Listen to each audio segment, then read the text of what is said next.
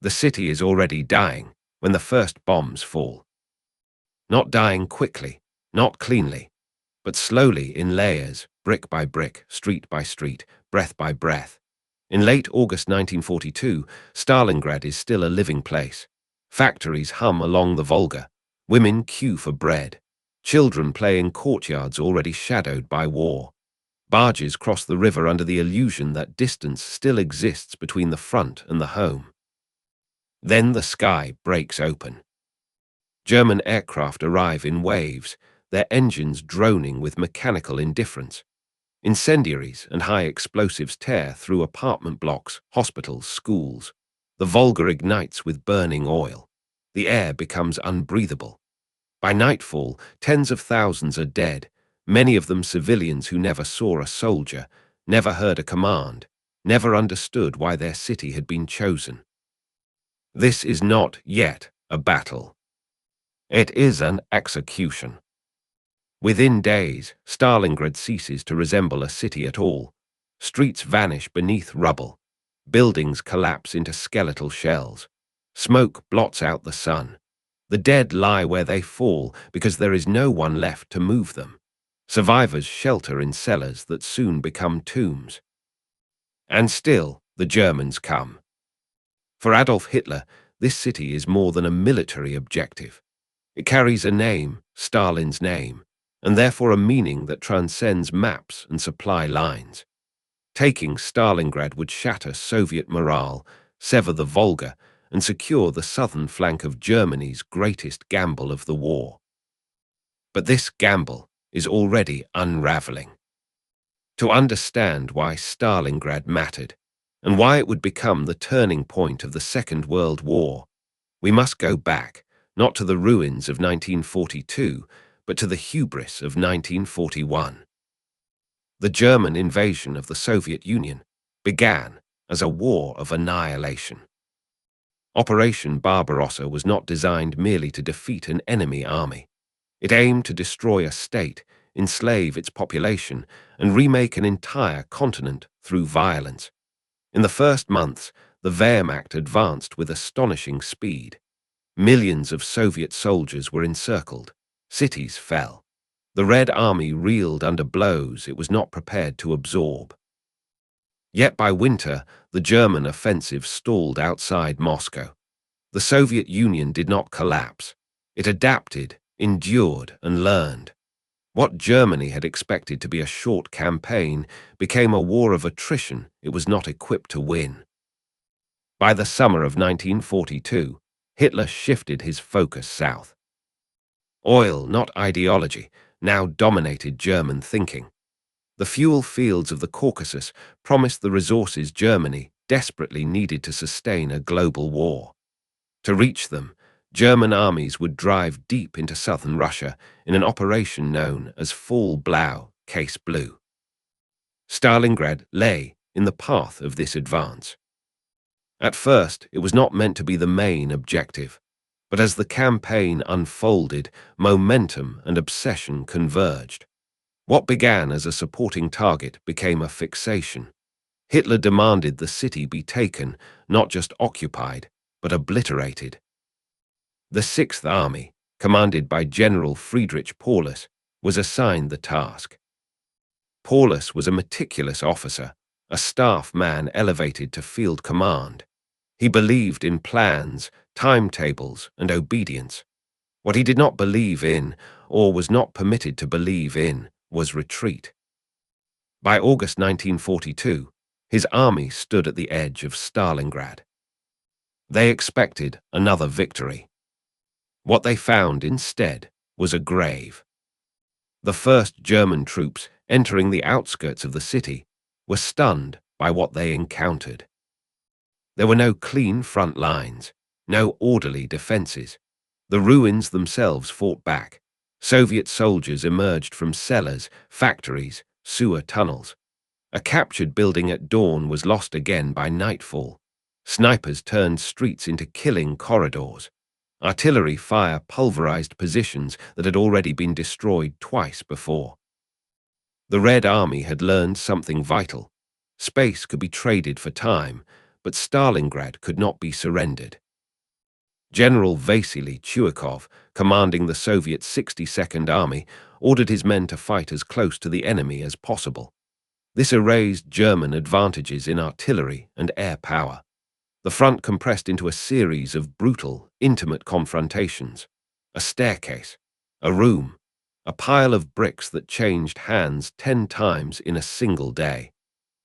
The Germans called it Rattenkrieg, rat war. And in this rat war, modern military doctrine collapsed. Men fought not for victory, but for survival. Units disintegrated into squads, then pairs, then individuals. The dead froze where they fell. The wounded often begged to be shot rather than left behind. Still, the Germans pushed forward. By October, they controlled most of the city. By November, they believed the battle was nearly won. They were catastrophically wrong. By November 1942, Stalingrad no longer resembles a battlefield in the conventional sense. It is a ruin stretching along the Volga, a narrow strip of pulverized earth where armies have been ground down to their nerves and bones. The German Sixth Army occupies most of the city, but possession no longer means control. Every advance costs blood. Every position is provisional. The front line is not a line at all, but a tangled mass of shattered buildings and buried men. From Berlin, the reports sound encouraging. Hitler is told that resistance is collapsing, that the Soviets are nearly finished, that victory is inevitable if pressure is maintained just a little longer. Paulus relays what his superiors want to hear, not what the situation demands. Ammunition is running low. Infantry strength has been gutted. Divisions that once numbered 15,000 men now field a few thousand exhausted survivors. Winter is closing in, and with it, the slow suffocation of supply. But none of this alters the orders. Stalingrad must be taken completely. Retreat is forbidden. What the German command does not see or refuses to acknowledge is that the battle for the city has blinded them to the war beyond it. While the Sixth Army bleeds itself dry among the ruins, the wider front stretches thin across hundreds of kilometers of open steppe. German flanks are held not by elite formations, but by allied armies. Romanians, Italians, Hungarians. Brave men, poorly equipped, lacking anti-tank weapons, spread out over impossible distances. They are standing in the path of something vast and deliberate. On the Soviet side, the mood is no longer one of desperation. Stalin, who only months earlier had been issuing panicked orders and threatening commanders with execution, now listens. The Red Army's leadership has absorbed the lessons of catastrophe. They have learned how the Germans fight, and more importantly, where they are weakest. Georgy Zhukov and Alexander Vasilevsky begin to plan not for survival, but for annihilation. The idea is simple in concept and terrifying in scale. Do not break the Germans in the city. Instead, encircle them. Strike the flanks, crush the weaker Allied forces, and seal the Sixth Army inside Stalingrad like an animal in a trap. It is an operation that will require secrecy, precision, and a level of coordination the Red Army has rarely achieved before. Hundreds of thousands of men are moved under cover of darkness. Tanks are concealed. Artillery is positioned silently. Entire formations vanish from German reconnaissance. The Germans notice nothing. They are too focused on a few kilometers of rubble. Inside Stalingrad, the fighting continues with relentless brutality. Soviet soldiers cling to the riverbank, often no more than a few dozen meters from German positions. At night, barges and boats cross the Volga under fire, bringing reinforcements and supplies. Many never arrive. The river becomes a graveyard of twisted metal and frozen bodies. Those who make it across know that their chances of survival are measured in days, sometimes hours. Chuikov tells his men the truth. There will be no retreat. There is nowhere to retreat to. The Volga is behind them. The enemy is in front of them. The city itself is the only defense. For German soldiers, the city becomes a prison long before the encirclement begins. Letters home speak of exhaustion and disbelief. The promised victory has not come. The enemy does not collapse. The ruins seem endless. Some soldiers begin to sense that something is wrong, not tactically, but existentially. This is not how a winning war feels. Still, the orders remain unchanged. Hold your ground. Advance when possible. Do not retreat. On the morning of November 19, 1942, the illusion shatters. At dawn, the Soviet guns open fire. Thousands of artillery pieces unleash a bombardment that rolls across the steppe like thunder. It does not fall on Stalingrad itself, but far to the north, where Romanian forces hold the German flank. Within hours, Soviet armor breaks through positions that were never meant to withstand such an assault. Units disintegrate. Communications collapse. Panic spreads faster than any order can contain it. The next day, another blow falls to the south. The trap is closing. German commanders begin to report what they have long feared. The Sixth Army is in danger of encirclement. Paulus asks for permission to withdraw while there is still time. The request moves up the chain of command, stripped of urgency, filtered through ideology. Hitler's response is absolute. The Sixth Army will hold its position. It will be supplied by air. Stalingrad will not be surrendered. The decision seals the fate of more than 200,000 men. As Soviet pincers meet at Kalach, west of Stalingrad, the encirclement becomes complete. Roads vanish behind enemy lines. Rail links are cut. Fuel dumps are lost. What remains of the Sixth Army is trapped inside a shrinking pocket of ruins, snow, and corpses. The Germans call it a Kessel, a cauldron. Inside, time slows and then stops. Food rations are slashed. Horses are slaughtered. Ammunition is hoarded. Wounded men freeze to death in makeshift shelters. The promised airlift fails almost immediately. Aircraft cannot land in sufficient numbers, whether grounds flights. Soviet fighters and anti-aircraft fire tier transport planes out of the sky. Reality intrudes where ideology cannot. This is no longer a battle for victory. It is a battle for survival. And survival is running out.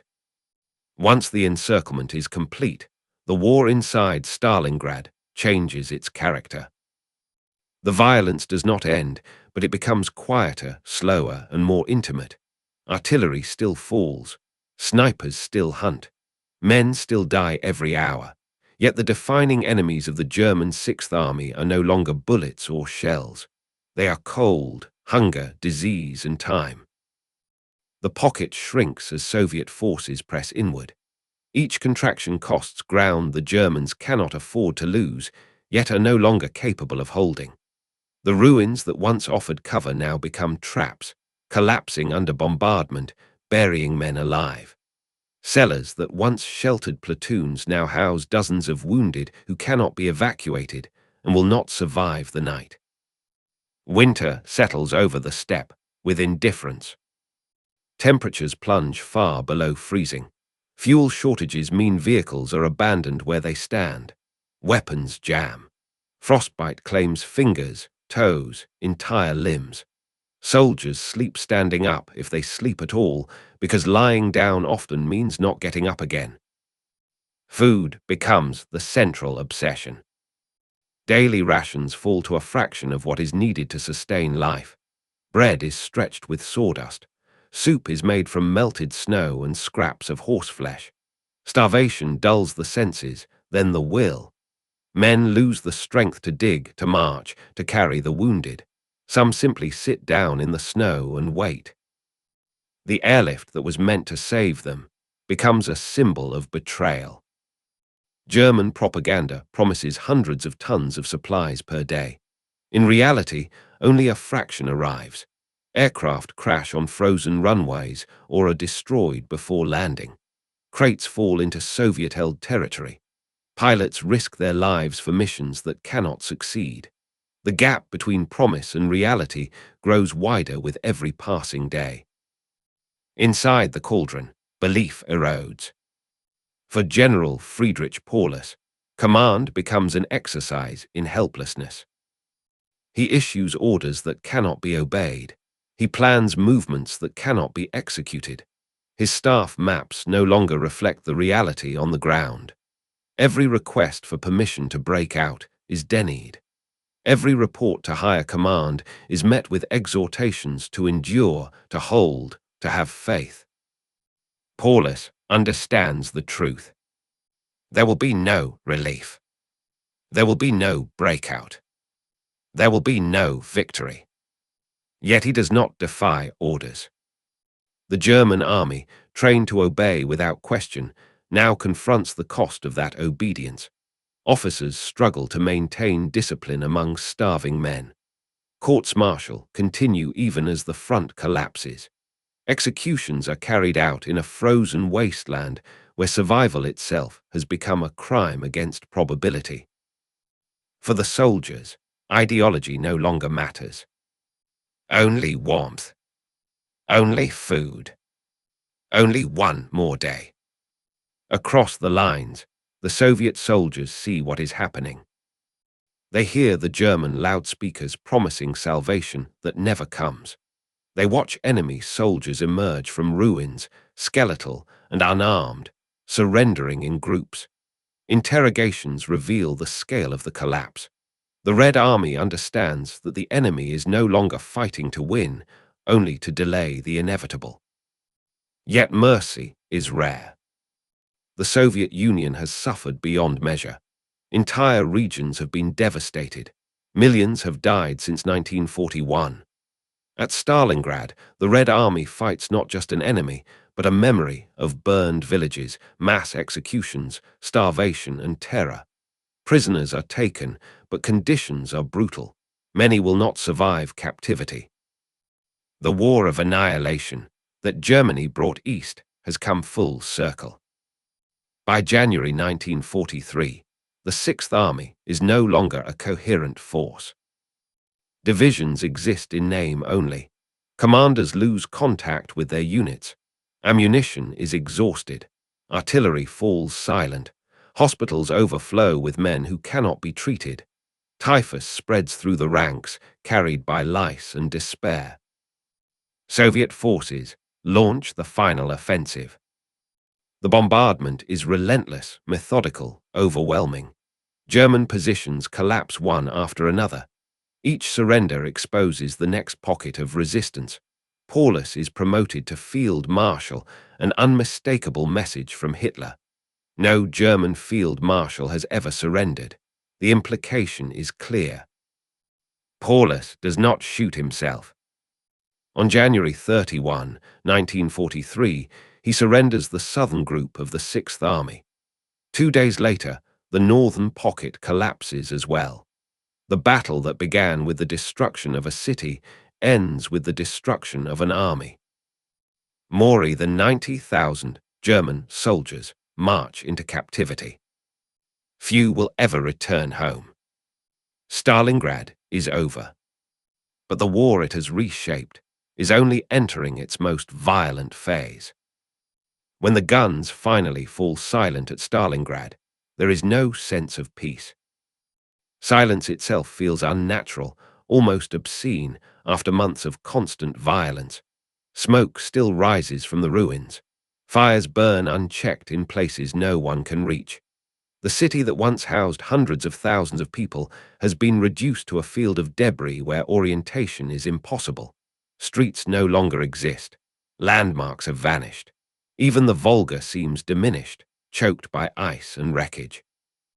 For the civilians who survived the battle, the end brings no relief. Many have lived for months underground, emerging only at night to search for water or scraps of food. Entire families have been buried beneath collapsed buildings. Children wander the ruins alone, their parents dead or missing. The winter cold claims those who escaped bombs and bullets. Disease spreads among the living with the same indifference as artillery once did. There is no infrastructure left to support life. Stalingrad has not been captured or liberated. It has been erased. The fate of the German prisoners is sealed the moment they lay down their weapons. Nearly 90,000 men march eastward under Soviet Guard, officers, enlisted soldiers, wounded and dying. They are exhausted beyond comprehension. Many cannot walk. Some collapse and are left where they fall. Others are beaten forward by guards who themselves have endured years of brutality and loss. The march becomes a procession of attrition. Food is scarce. Shelter is non-existent. Medical care is minimal. Typhus, dysentery, and exposure kill thousands before the prisoners even reach camps. Those who survive the journey face years of forced labor under conditions few are prepared to endure.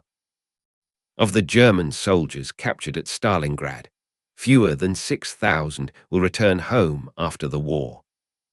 The rest vanish into mass grave, unmarked and forgotten. For the Soviet soldiers, victory does not feel triumphant. They have won something immense, but at a cost that defies comprehension. Entire divisions have been annihilated. Casualty lists stretch endlessly. Commanders struggle to account for the dead because there are too many and too few records. Bodies are burned or buried in mass pits simply to prevent disease.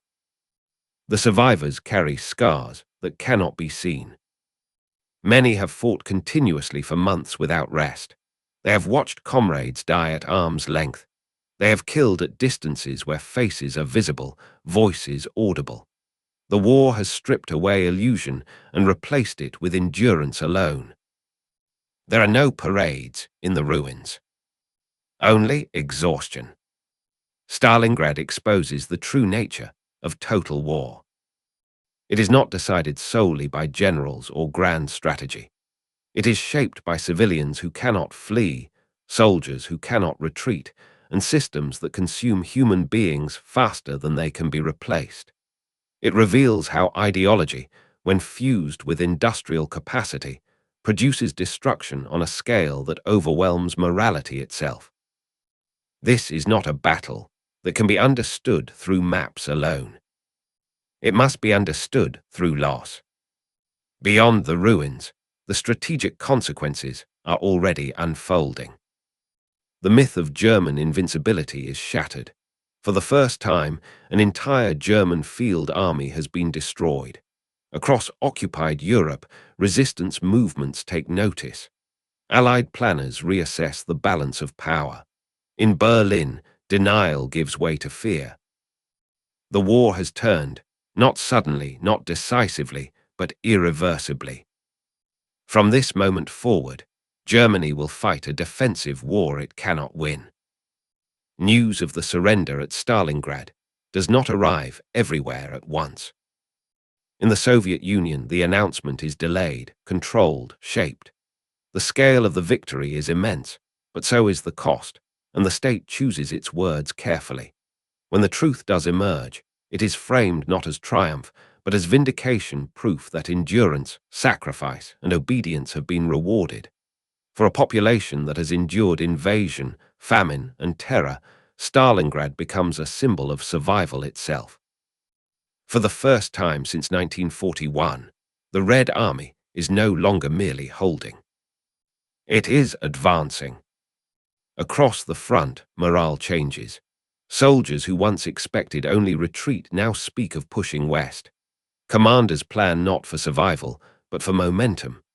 The Soviet war effort, battered but intact, begins to exert a pressure that will never again fully relent. Stalingrad is not the end of suffering, but it is the end of despair.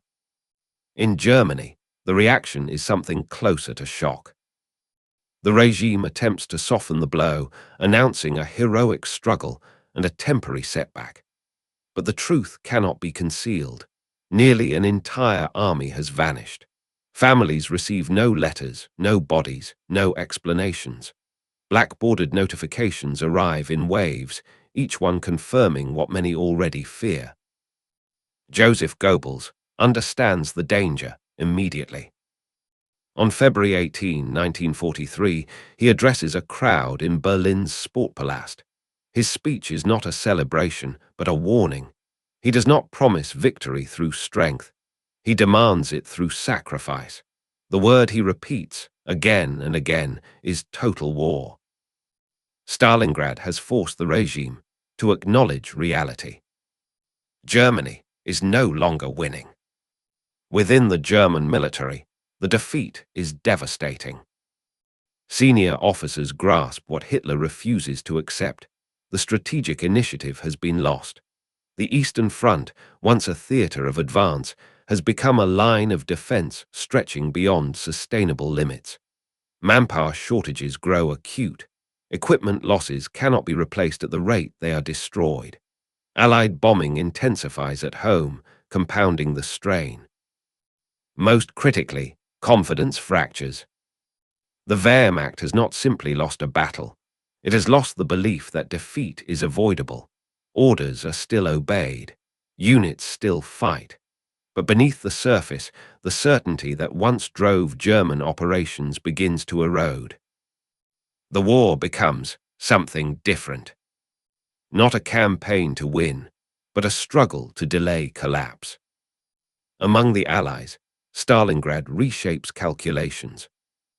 In London and Washington, the victory is studied closely. It confirms what many have hoped but few dared assume: the Soviet Union will not fall.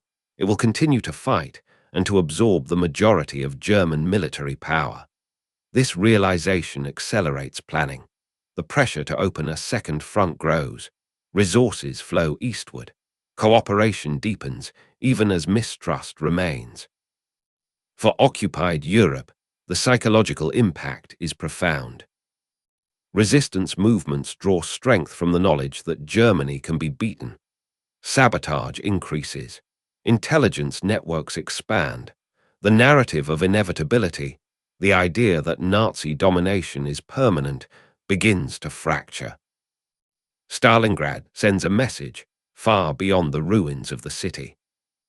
The war is not decided, but it is no longer hopeless.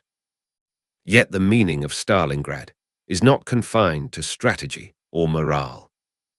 It marks a transformation in the nature of the conflict itself. From this point forward, the Eastern Front becomes a war of relentless attrition. Soviet advances will be costly. German defenses will be brutal. Civilians will continue to suffer on an unimaginable scale. The line between combatant and non-combatant, already blurred, will erode further as both sides pursue victory without restraint. Stalingrad does not make the war more humane. It makes it more absolute. By the spring of 1943, the front stabilizes temporarily. Both sides prepare for what they know is coming. The next battles, Kursk, the Dnieper, the drive toward Berlin, will all be shaped by the lessons of Stalingrad. Speed has failed. Shock has failed. Annihilation has failed. What remains is endurance. And endurance now favors the Soviet Union. Stalingrad does not end the war on the Eastern Front. It changes its direction. After February 1943, the front line no longer moves eastward. It hesitates, convulses, and then begins an inexorable drift back toward Germany. The Red Army, battered but hardened, carries forward the lessons learned in blood among the ruins of Stalingrad. The Wehrmacht, still formidable, now fights with its back to a future it can no longer control. The war enters a new phase, one defined not by conquest, but by resistance to the inevitable. In the months that follow, the Soviet Union rebuilds its strength with ruthless efficiency. Factories deep beyond the Urals operate without pause, turning out tanks, guns, and ammunition in staggering quantities. Training programs expand. Command structures stabilize. Officers who have survived the purges and the disasters of 1941 now combine experience with authority. The Red Army becomes something it has never been before, a force capable of sustained, coordinated offensive operations across vast distances. Stalingrad has taught its commanders how to absorb punishment and how to deliver it. German intelligence sees the danger clearly. They know another Soviet offensive is coming. They know it will be massive. And they know that Germany no longer has the reserves to absorb losses on the scale of 1942. Yet the regime demands one more decisive effort, one more attempt to regain the initiative. That effort will come at Kursk. The Battle of Kursk, in the summer of 1943, is the largest armored confrontation in history. It is planned with desperation and fought with ferocity. German forces strike a fortified Soviet salient, hoping to repeat earlier successes through concentrated force and superior tactics. They fail. The Soviets absorb the blow, counterattack, and push westward with a momentum that never again fully dissipates. Kursk confirms what Stalingrad first revealed. Germany can no longer dictate the terms of the war in the East. From this point onward, German strategy becomes reactive. Each retreat is framed as a temporary adjustment. Each defensive line is described as a final stand. But the distances grow shorter, the losses grow heavier, and the front creeps closer to the Reich itself. As the Red Army advances, the war takes on an increasingly brutal character. Years of occupation have left scars across Ukraine, Belarus, and Russia. Villages lie burned.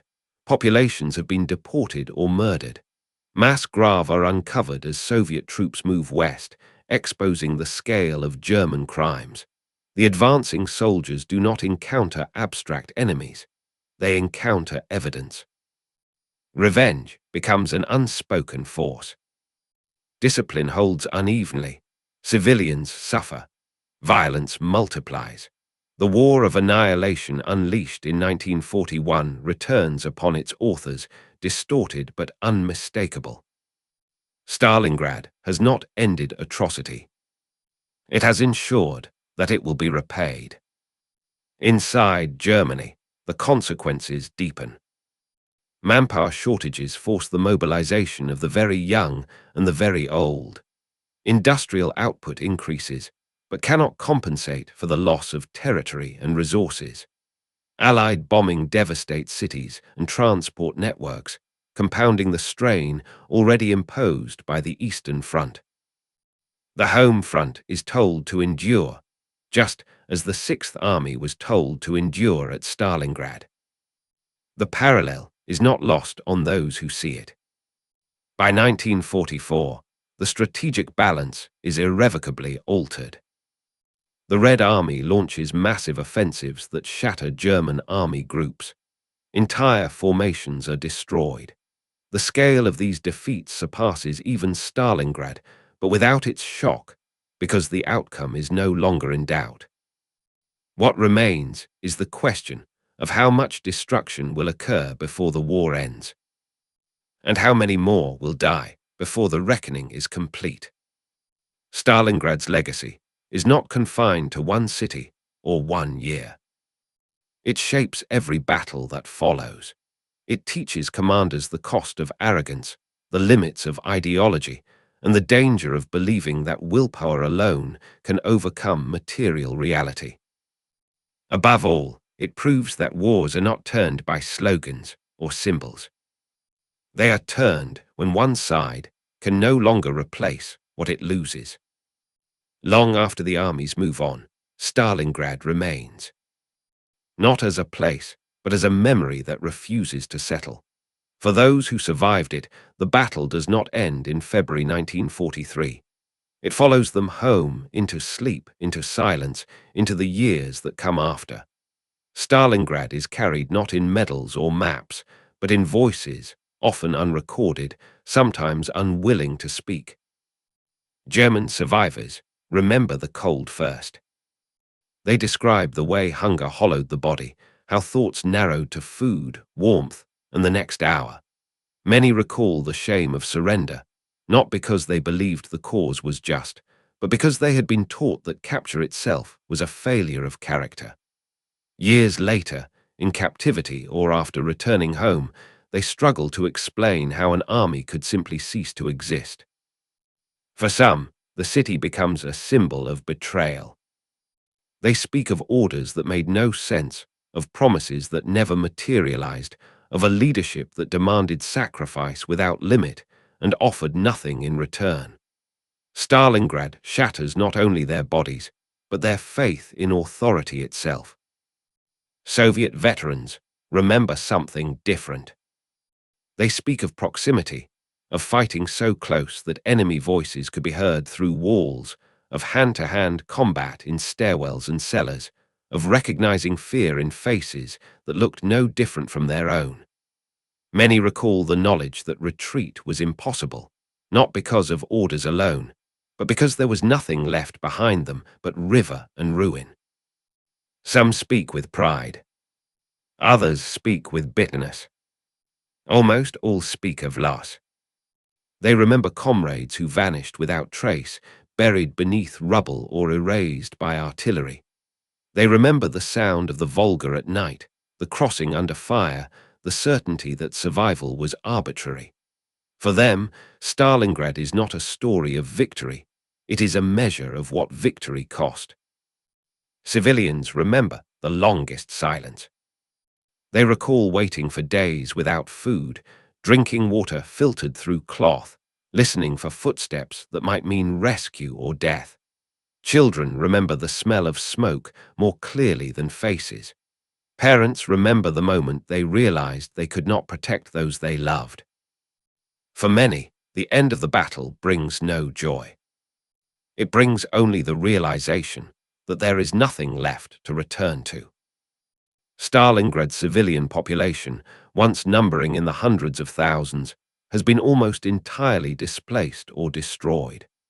The city must be rebuilt not only physically, but psychologically, a task that will take decades and may never fully succeed. After the war, memory becomes contested. In the Soviet Union, Stalingrad is elevated to legend. Monuments rise, narratives harden.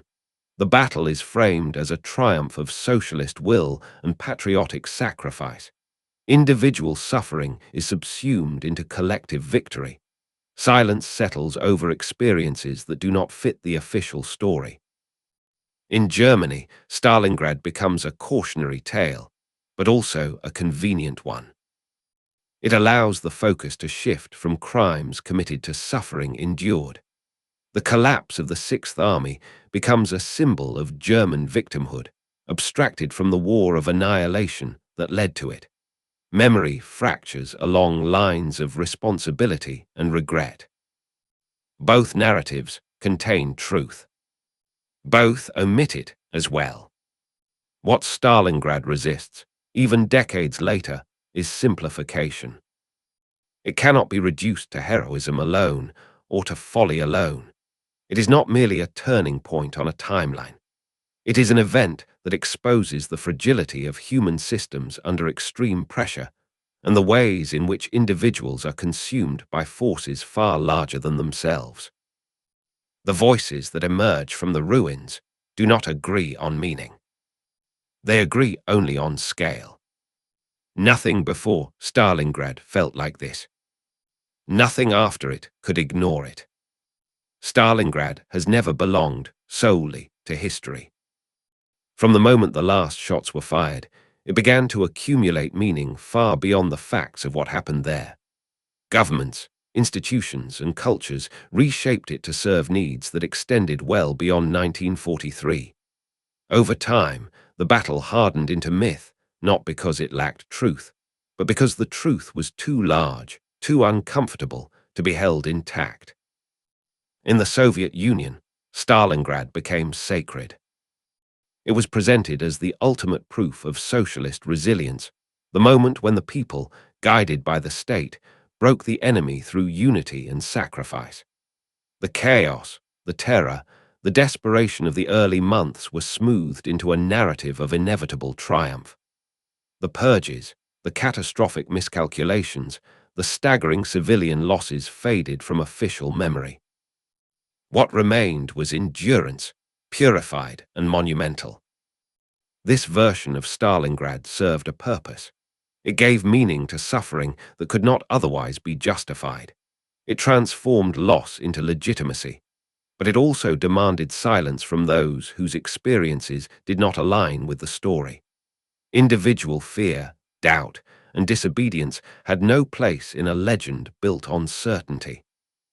In post-war Germany, a different myth took shape.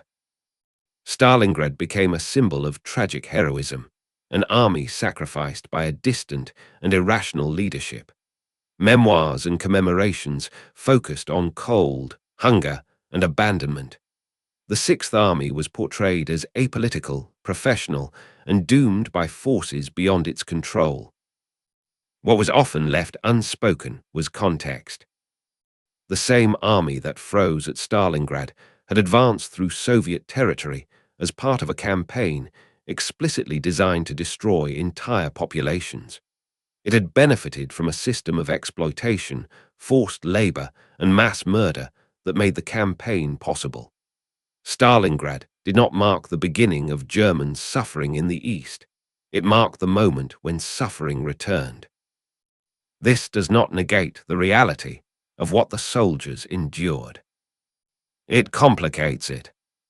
Outside the countries most directly involved, Stalingrad became shorthand. A turning point. A decisive moment. The battle that changed everything. These phrases are not wrong, but they are incomplete. They suggest a clean break where none existed. The war did not suddenly become easier for the Allies after Stalingrad. The killing did not slow. The camps did not empty.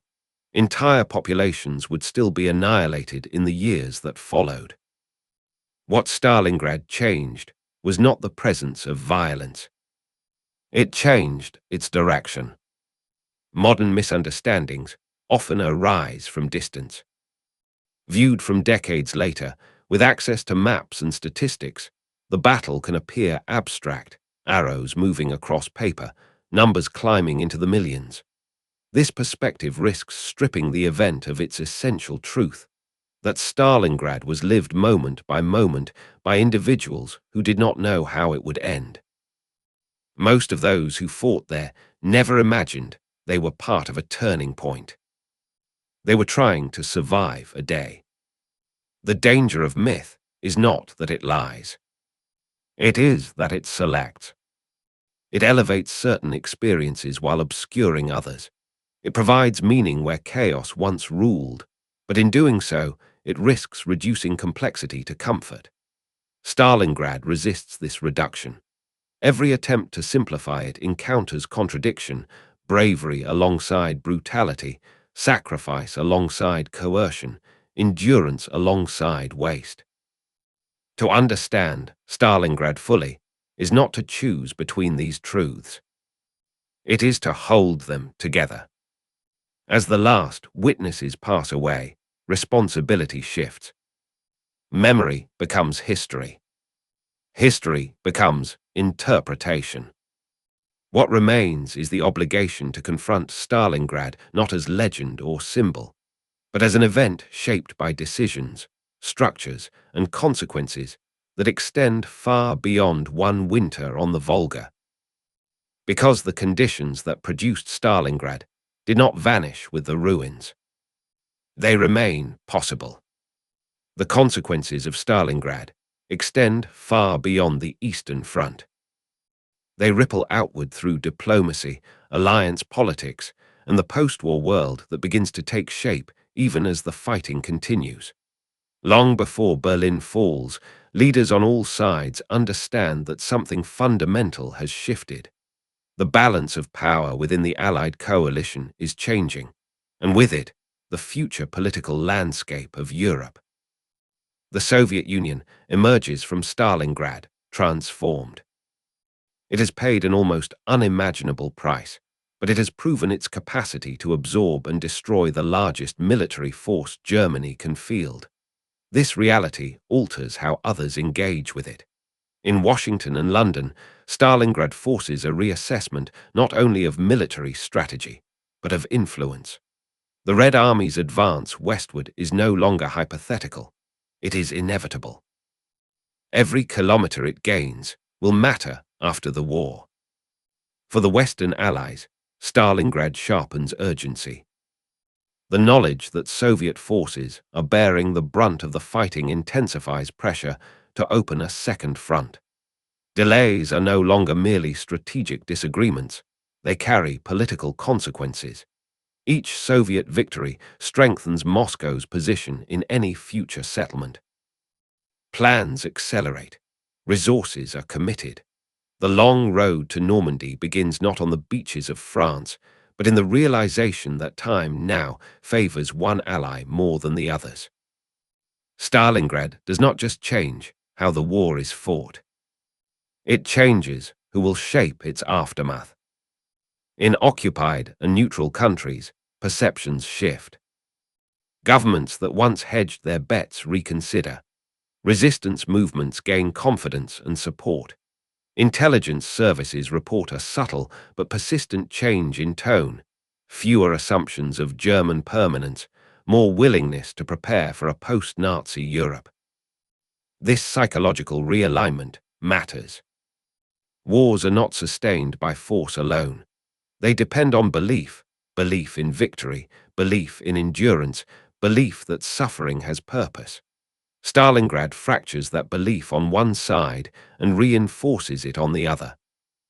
The result is momentum that no single battle can reverse. At the same time, the moral landscape grows darker. As the Red Army advances westward, it encounters evidence of systematic mass murder on a scale previously unimaginable. Ghettos, execution sites, abandoned camps, fragments of a genocide that has unfolded largely unseen by the outside world. These discoveries deepen Soviet resolve, but they also harden attitudes toward entire populations associated with occupation and collaboration. Violence does not end with liberation. It mutates. Stalingrad, in this sense, is not only a military turning point. It is a gateway into the war's most brutal phase, where the line between justice and vengeance becomes dangerously thin. By the time Allied leaders meet at conferences to discuss post-war arrangements, the shadow of Stalingrad looms large. The city itself is rarely mentioned directly, but its implications are everywhere.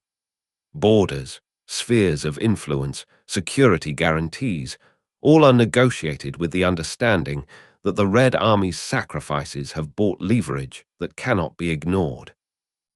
The Cold War does not begin in 1945. Its foundations are laid in moments like this. Stalingrad thus occupies a unique place in history. It is both an ending and a beginning. The end of German strategic initiative in the East, the beginning of a new global order shaped by power earned through suffering. Its legacy is not confined to military textbooks or memorials. It is embedded in the political architecture of the modern world.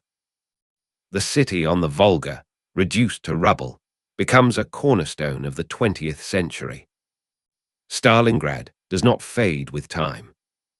As decades pass, its ruins are cleared, its factories rebuilt, its name changed.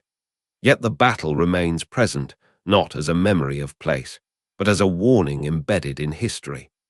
It stands as an extreme case study of what happens when ideology, ambition, and industrial capacity converge without restraint. Stalingrad reveals how quickly modern war escapes control. What begins as an operational objective becomes a matter of pride. Pride hardens into obsession. Obsession overrides logistics, intelligence, and human reality. By the time consequences become undeniable, the machinery of war has moved beyond the reach of reason. This pattern is not unique to the Second World War. It is universal. The battle exposes the fragility of command systems built on absolute obedience. The Sixth Army does not die because its soldiers refuse to fight. They fight with discipline and endurance long after hope has vanished. It dies because the system commanding them cannot admit failure. Orders are issued not to reflect reality, but to enforce belief. Information is filtered to preserve authority rather than accuracy. Stalingrad demonstrates that when leadership mistakes compliance for strength, catastrophe follows. Not suddenly, not dramatically, but inexorably. It also reveals the true cost of total war. At Stalingrad, civilians are not collateral damage. They are part of the battlefield. Their suffering is not incidental, it is structural. The destruction of the city is not merely a means to defeat an enemy force. It becomes a weapon in itself, aimed at morale, identity, and survival. Once this threshold is crossed, there is no return to limitation. War ceases to be a contest between armies and becomes a contest between societies, measured not by territory gained, but by endurance lost. For modern audiences, Stalingrad challenges comfortable narratives. It resists hero worship. It resists moral simplicity. It forces confrontation with uncomfortable truths, that suffering does not confer virtue, that victory does not erase atrocity, and that survival often depends as much on chance as on courage. It reminds us that history's turning points are rarely clean. They are messy, human, and deeply compromised. Stalingrad matters today because the conditions that produced it are not confined to the past. The belief that willpower can override material limits. The temptation to frame war as destiny rather than choice. The readiness to sacrifice entire populations for abstract goals. These impulses recur. Stalingrad stands as evidence of where they lead. When the war finally moves west and the front line recedes from the Volga, Stalingrad is left behind as a scar rather than a city. What remains is not a place ready to be rebuilt, but a landscape that resists habitation. Unexploded ordnance lies beneath the rubble. Mass grave dot the outskirts and the riverbanks. The soil itself is saturated with oil, blood, and fragments of metal. Even years later, construction crews uncover bones where foundations are meant to stand. Rebuilding Stalingrad becomes an act of defiance as much as necessity. The Soviet state commits enormous resources to restoring the city. Factories rise again. Housing blocks replace ruins. Streets are renamed, reordered, reshaped. The city is not simply reconstructed. It is reimagined as a monument to endurance. Memory is built into stone and concrete, disciplined and directed. Yet beneath the official narrative, the trauma lingers. Survivors carry the battle into peacetime. Nightmares persist. Silences harden within families. Many speak of Stalingrad only in fragments, if at all. The scale of what they endured resists language, even among those who lived it. Time does not erase the battle. It teaches people how to live beside it. In Germany, reckoning comes unevenly. For years after the war, Stalingrad occupies a peculiar place in public memory. It is mourned as a tragedy, studied as a military disaster, and invoked as a warning against blind obedience. But it is also separated, deliberately, from the larger context of the war in the East. This separation allows grief without responsibility.